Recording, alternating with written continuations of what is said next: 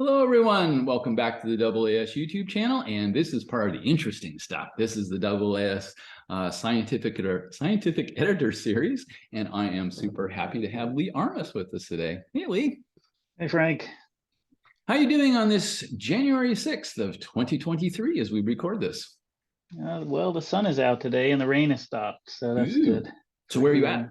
What's your geolocation? Pasadena, California. Yes, they have gotten some rain recently, I hear. Yeah, lots of it. On Caltech campus, and yeah, we had a lot of rain this week. We're now some rain next week, but that's all good. We need it, right? We need the snow in the mountains, so that'll help us this year. Yeah. Fill up some of those lakes and things that are going down a little bit. Yeah. Are you going to be going to the AAS 241 here in tomorrow or coming up here in the next couple of days? Yeah, unfortunately, I'm not, but I will be attending a lot of the sessions remotely and checking into some things. But I'll miss some interesting things, including our usual meeting, editors meeting. Unfortunately, I'll miss that. Oh yeah, well that's been shifted, so we're going to meet later in the year. But we usually have a get together, right, of some sort. We do. We have a get together. So those watching, yes, the scientific editors get together at least once a year, and we chat about policy. We chat about cases. Nothing specific about any detailed case, but broad generalities as it relates to the scope and mission of the journal. So. Yeah, and they're interesting get-togethers, and we do well. Well, it's good for us to meet the other editors and understand what they work on, what they like, what they don't like, what they don't like, what troubles they've had. I mean, it's just fun for us. Yeah, it's good. It also propagates institutional knowledge on scientific editing for the AAS Journals. Yep. It's all good. I think it's really important. Indeed. So for people who may not know, Lee, what do you like to do for research? I primarily work on infrared galaxies, so merging galaxies, images and spectroscopy across the electromagnetic spectrum, but a lot in the infrared, far infrared. I worked at the Spitzer Science Center. I'm actually still at what used to be the Spitzer Center at IPAC. So, and I'm doing some very interesting new work with JWST. So I'm really excited about that. So it's very cool. Active galaxies, merging galaxies, starbursts, galactic winds. That's the kind of thing that I like to work on. Cool. That's awesome. I'm always curious how people get into the fields they do, right? So why didn't you end up as a high energy theorist or something like that? So how did you get into IR galaxies? I would never do theory, but I was always interested in black holes and things of that sort. And then when I went to graduate school, I met the person who would become my advisor, who was Timothy Heckman at the University of Maryland, and other people at Maryland who were very active in the field of studying active galaxies. And we had IRAS data, and we were discovering all kinds of new things like ultraluminous infrared galaxies, and that was really exciting. And so that's how I got into it, working with people like Tim Heckman, who was my advisor, Andrew Wilson. Oh yeah, there was a lot of activity. Yeah, good shout out. That's how I got into it, and been in that field ever since. Very cool. And at some point, you had a first AAS, could be AJ, could be APJ, something like that. So what was your first AAS Journals article? I think my first paper that I wrote was a survey of infrared galaxies with data that we took from Kitt Peak that I did as a grad student with my advisor and a few other people. That was the very first one in the late 1980s. Okay, we will. I will find out. We'll put a link to that article in the description below the video, so people can check it out and Cite it. Yeah, well, that went in, that was a part of my thesis. So that and a few subsequent articles were the components of my thesis. So that was the first time I dealt with the journals. That was a long time ago. Yeah, yeah, It 80s. was different. I Very mean, good. things were a lot different. It was a lot less automated. It was a lot A less, lot less. we were actually printing things out and sending things in, and it Mm-hmm. was, Mm-hmm. but it still worked. Yeah, ADS wasn't there. You had to go to the big green book to find the references and check them out. And yeah, Hmm. that And whole actually had hard copies of the AppJ and AJ to leaf through and find articles. And uh-huh. oh yeah, Yeah. Real hard copy. Very yep. cool. So time went on, and you published more than one article in the AAS journals. And time went on, and at some point, the opportunity to become a scientific editor arose. And so, two questions. So, when was that?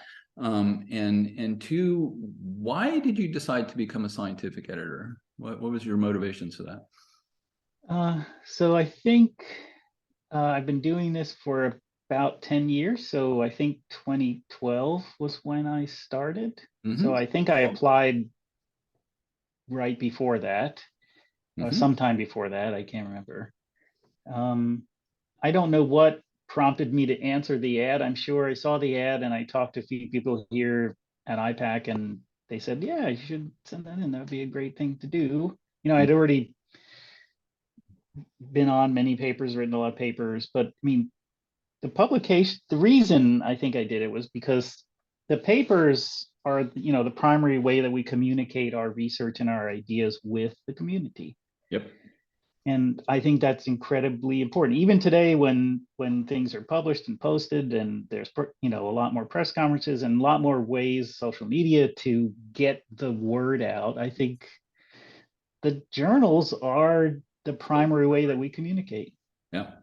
Yep. with the community. And I thought that it would be an important thing to help people do that. Okay.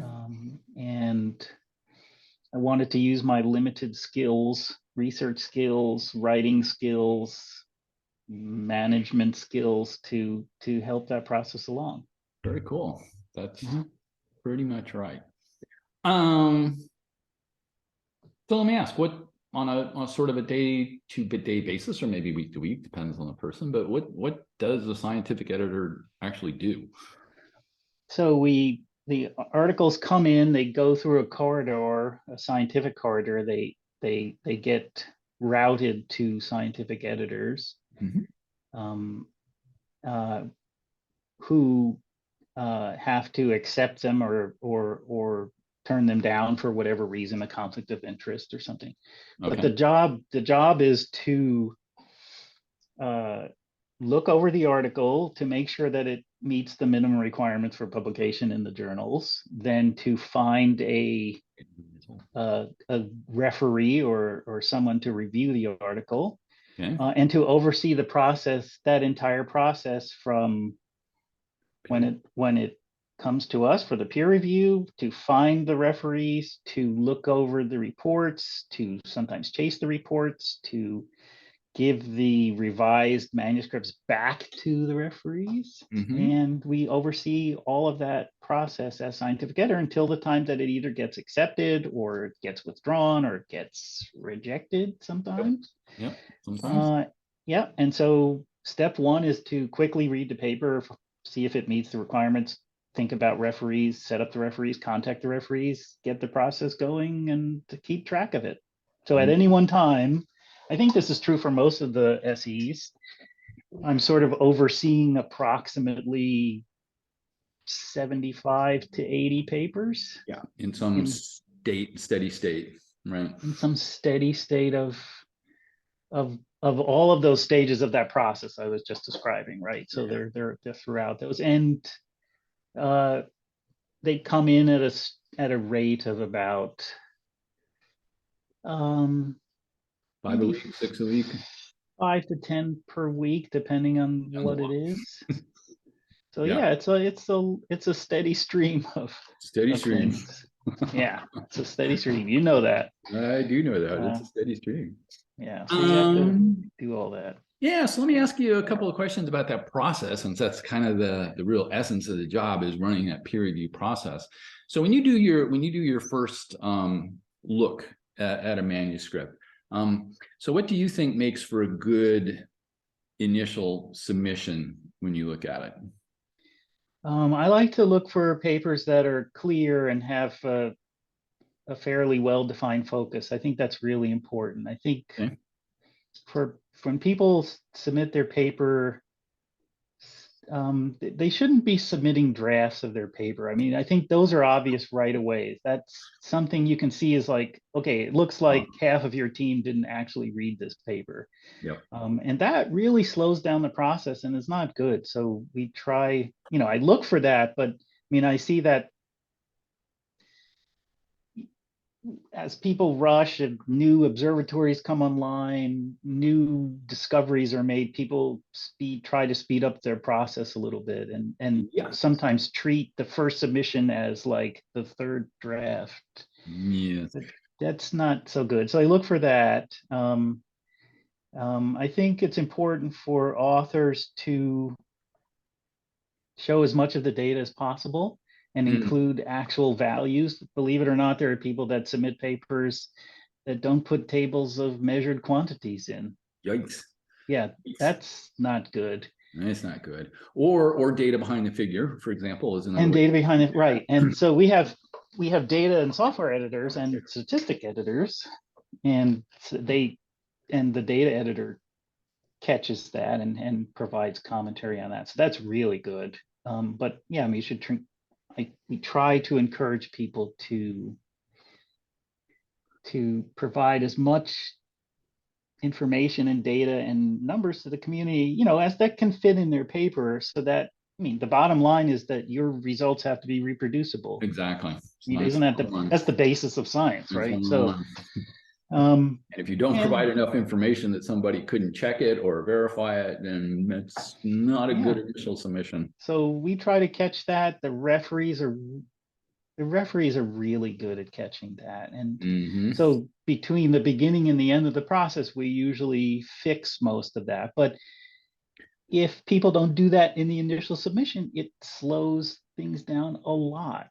And that makes the authors frustrated. It makes the referees frustrated. It makes us frustrated. So, and one final thing, just as a people should, I look for a clear separation of results and discussion and theories and ideas. I think that's really important, that people in their paper writing should try to do that. And so I think if you're going to write a paper and you're going to submit it, the referee is going to catch that, or I'm going to catch that, and try to make that as clean a separation as you possibly can for people, for the readers. Right, the data and then the interpretation. Exactly, I was taught that while you're getting the data. When I came here as a postdoc, I worked with Gary Neugebauer at Caltech. And Gary took a red pen to many, many, many of my paper drafts, because I had a habit of presenting a result and then, speculating about what that really meant for the greater good. And he forced me to be much more clear in that. So I learned that. And I think that's a much better way to present, your experiment, your data, your results. So, Very cool. So you mentioned, as you go through this peer review process, we have authors and then we have referees. And so let's talk about, some of the tips or advice or things you may want to give as you go through that process. So let's go ahead and start with the author. So they do their initial submission, and then the peer review process starts. And so what tips or advice do you want to offer to authors during the peer review process? What makes it go easier for them, etc.? Yeah, I think I try to think about this a lot, because we see people sort of I'm sure you see this, and I see this as well. People falling into sort of the same traps over and over, which really slow down the release of their stuff. So I think the number one thing is that this is the advice that I give postdocs that are working with me or students that are working with me is you can make things go a lot faster and end up with a much better product if you answer the referee correctly. Huh. And what I mean by that is I Yep. tell the people working with me is that they should answer a referee and write their referee report as if they were answering someone who asked them a question at a talk. Right. Right. Not yes, not with a yes, not with a no, not with an agreed, Done. not with a done. Done. Every question is good, and the referee Okay. represents the 10,000 people out there. Well, if you're lucky, 10,000 people, maybe 100 people who will read your paper, and they're just a representative. So if they have a question and they don't understand something, a lot of people won't understand it. So there's no such thing as a bad question. So, and I noticed that when people give talks, they're very respectful. When someone raises their hand and asks them a question, they say, "Oh yes, I really thought about that. It's a great question. Here's how I answer this," and that's how they should answer the referee Great. as the Super. very first thing. And the other trap, this is my other thing that I would tell the authors is don't answer the referee. So when you answer the referee, you include the report, the answer to the report, and you're also modifying your draft. You're Correct. making a revision. Correct. Don't put something in the answer to the referee that doesn't go in the paper because Absolutely. All you're asking for is another iteration. Then you're wasting. I've seen people give reports back to the referee where they include 2 or 3 figures and lots of discussion, and none of it's in the article. And none of it's in the article, or there's one line in the article. Exactly. So you're missing the point. Correct. You're trying to make your paper understandable, not your argument understandable to the referee. So very good. Very good. Yeah, so that's one thing I see a lot. Yes. So I try to more frequently than I would like. Mm-hmm. Yeah, I'm sorry. Yeah, it's not. And the other thing is that I think the author should never be hesitant to reach out to the scientific editors if they think a report is over the line, or they don't understand something, or they don't want to respond to it because they're going to include it in another paper, or there's something else happening. We're always here. So that's why we do the videos. Yeah, and we're sort of watching, and so indeed you can always send a note that says, I'm going to answer most of these, but there's one I don't want to answer. Is this? What do you think about this?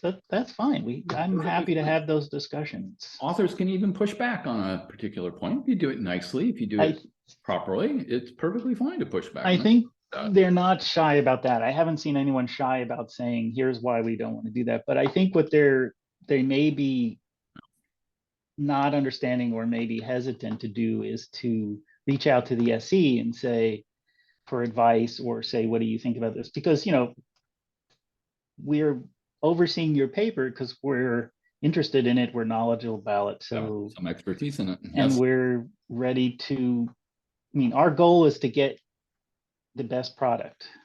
Yes. And get your research out. And so we're ready to help. So you should not worry about contacting us if you have a question. Yeah, and I think as a group, we all try and make ourselves as available to the community that we're serving as possible. And so authors should feel free to reach out to the scientific editor and I hope so. Discuss whatever needs to be discussed. I'm not the fastest respondent via email sometimes. Everybody's got a speed. Yeah. All good. Everyone has their own speed. Mine is not super fast. I know some people are just like, they'll answer right away. So anyway, that was what I would say to authors, is that they shouldn't hesitate to try to reach out to me.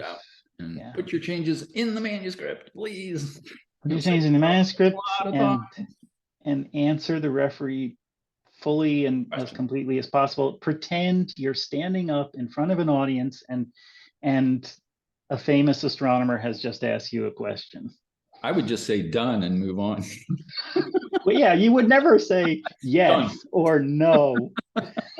You would say why it's no or why it's yes or yeah, right. You expound a little bit, not this. right. Agreed. Agreed. Next question. Don't do that. Very good.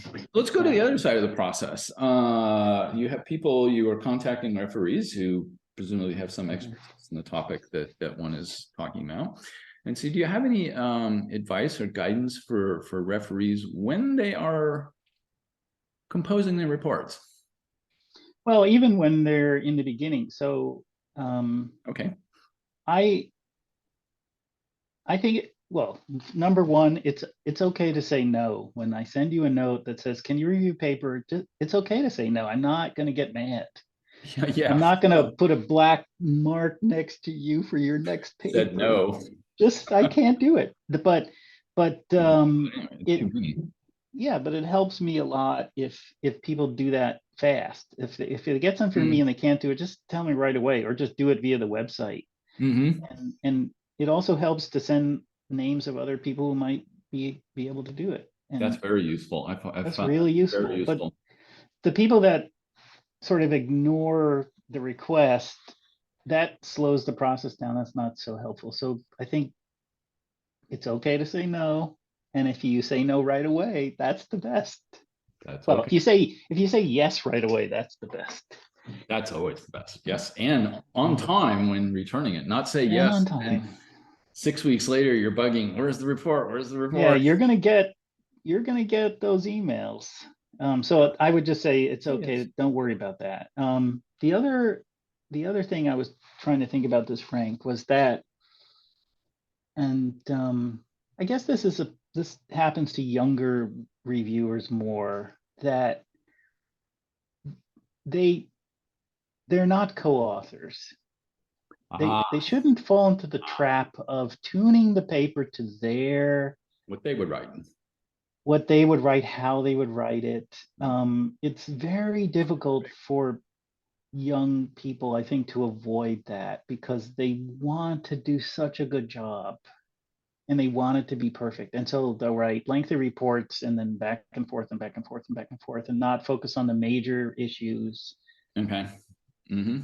So don't become a co-author, is what I would say. Okay, good advice. You are not a co-author, and and try not to drag on the I mean, most of the papers get resolved with the second revision. First revision, 2 revisions. If it goes to 3, my radar goes up. Yeah.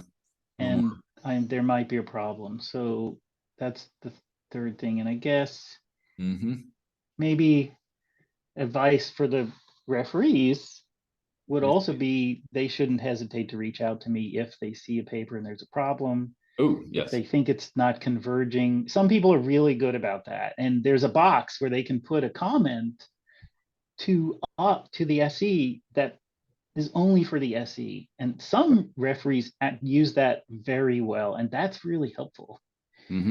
But they could send me email if they say, I want to bring this up, I don't know how to deal with it, or this really, what should I do?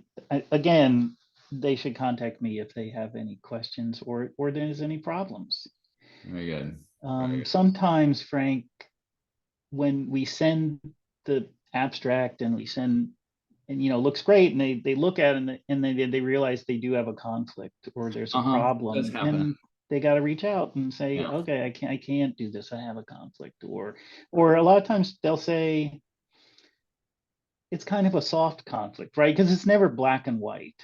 I mean, sometimes it's black and white, but sometimes it is. There's a lot of gray area conflicts too, and a lot of times so instead of agonizing about it or worrying about it, just send me a note and I'll help you figure out if it is or it isn't. Yeah, this is not something you need to burden yourself completely with. Reach out to the SE. Yeah, because it that could affect your report if you're hesitant to say something because So yeah, Yes. we don't think conflicts aren't necessarily bad. They're not They're necessarily not bad. They're just a conflict. right, Right. right. I had one go by this morning actually.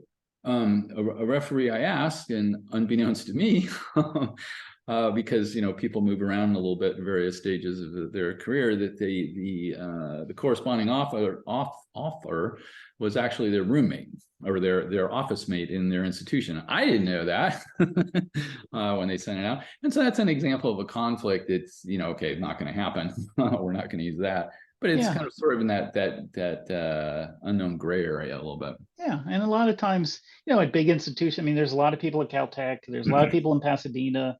That doesn't mean you can't review a paper from someone down the street. I mean, it's not. Right. And there's all kinds of other conflicts. You may not feel comfortable because you had an interaction with someone at a meeting or something. Just Yeah. let us know. Yeah. That Absolutely. yeah. Absolutely. And it's better to do Very that. accommodating. Yeah, as early as possible too. I mean, don't sit on it for the fourth week, 3 weeks or fourth week, and then come back and say, "Well, I didn't submit my report because I have this conflict." That's not good. Yeah, you've seen that. I've seen that. I've seen that. That is not good. Yeah. Promise is better. Very cool. Yeah, try to just ask.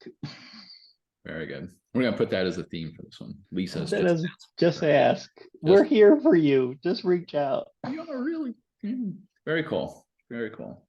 Well, Lee, I want to thank you so much for sharing some of your perspectives on being a scientific editor for the past decade. And that's a hard-earned skill set. So I appreciate you still doing it. So very cool. Is there anything else you'd like to share about sort of the general scientific peer review process? I think yeah, sure. One thing I was thinking of, especially during COVID and all these things, I mean, I wanted to thank all the referees. I mean, these people do an amazing job. They're not getting paid. Yep.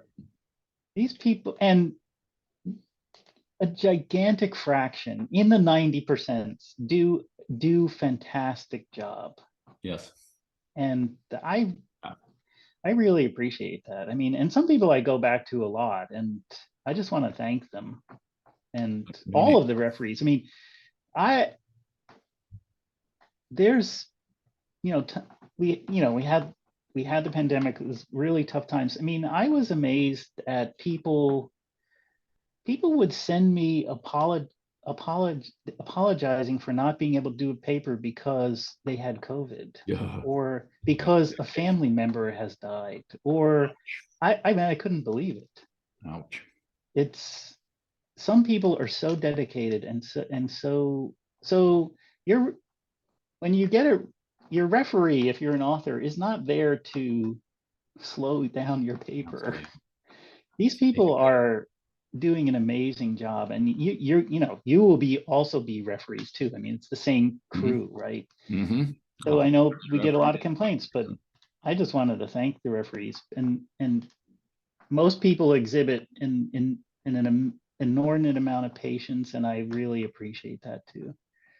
I will second that. Absolutely. Thank you, referees.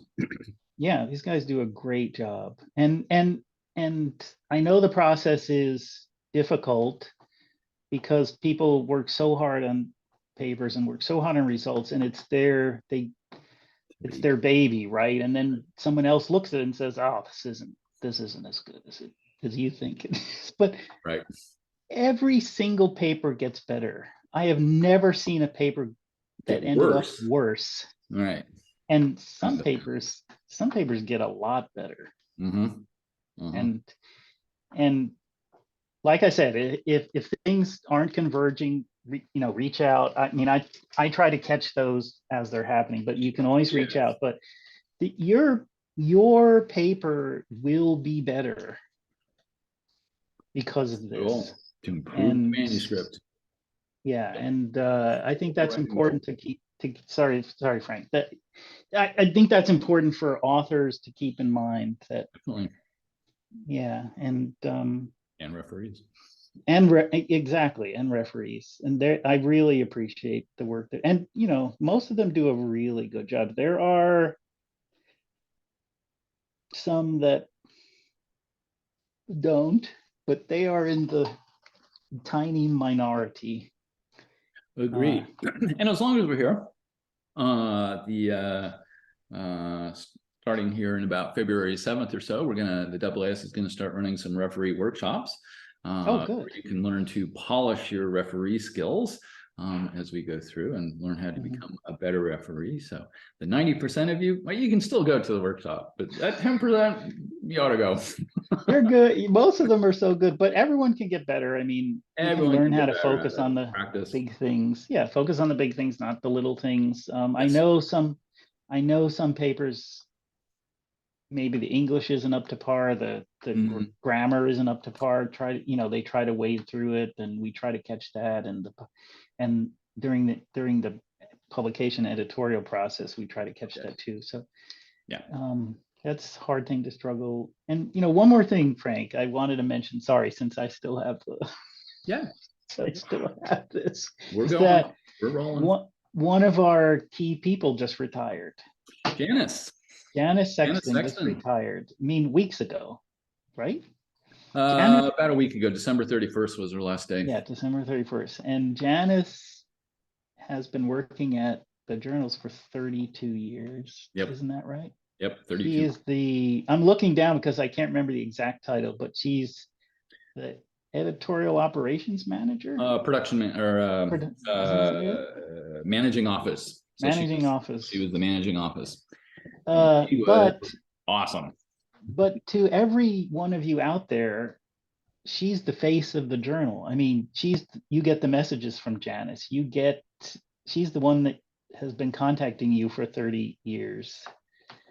And she does so much work, and she responds to us so quickly. Whenever I have a problem, Janice answers in minutes, day, night, and I don't know if I could do my job without her. I mean, there will be someone else to take over for Janice, of course, who will be equal competent, but Janice is just amazing, and we're going to miss her so much. And for those of you who have at least got an email from Janice, if you happen to be going to the AAS, Janice will be visiting, and so you can say hello to Janice as she goes. And we do have Janice's replacement, so that's Alex, and Alex is totally awesome. Alex is really good. She's very good. Well, she learned at the feet of the Manuscript. She learned from the best. Right. So she's fantastic. Cool. But I just had to mention it just because it's happening right now, and I'm going to miss her so much. It's an active transition right now. So, and she's a great person and a fun person when we have our meetings to talk to her. Also, besides just the email persona. So Janice cares.